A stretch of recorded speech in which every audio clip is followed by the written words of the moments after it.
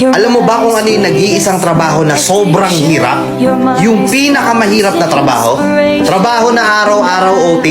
Trabaho na araw-araw paggising mo pa lang kailangan tatrabahuhin mo na? Trabaho na walang pahinga? Trabaho na walang sahod? Merong ganyan. Merong ganyan, hindi lang napapansin.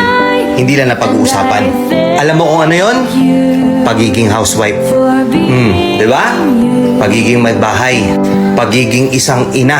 Totoo, di ba? Nananawagan ako sa lahat ng nanay dito, lahat ng may bahay dito, lahat ng may anak dito. Panoorin niyo tong video na to kung tama lahat ng sasabihin ko. Napakahirap pala talaga maging isang housewife, ano? Pagising mo sa umaga, mag-aasikaso ka, naglilinis ka ng bahay habang nag-aalaga ka ng bata. Ikaw magbabudget ng binibigay sa'yo ni mister na sahod niya. Naubos na yung oras mo araw-araw, matutulog kang puyat, gigising kang pagod. Tapos bukas ganun ulit. Aasikasuhin mo yung bahay, aasikasuhin mo yung bata. Magluluto ka, maglalaba ka, maglilinis ka, mamamalansya ka. Maghuhugas ka ng pinagkainan. Ikaw gagalaw sa buong bahay. Tapos ano kapalit? Pag-uusapan ka ng ibang tao. Palamunin ka lang daw.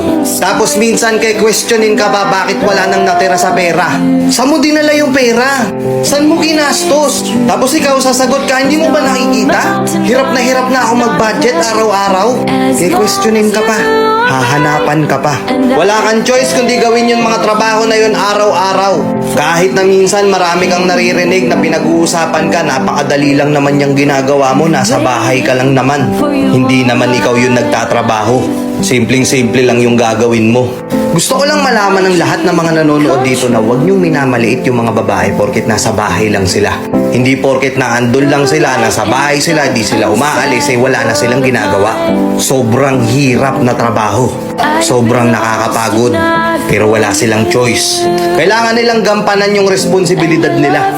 Na minsan, yung iba pa nga dyan, masakit to kung sa masakit, pero ang trato sa inyo katulong na, di ba? Minsan sasabihin ng mga nanay natin, hirap na ako maglaba, suot lang kayo ng suot ng damit.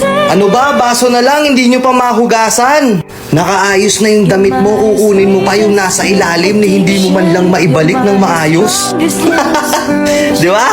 Pero yung simpleng mga bagay na yun na ikaw yung paulit-ulit na nag-aayos no, nakakapagod, di ba? Araw-araw ganun yung ginagawa mo.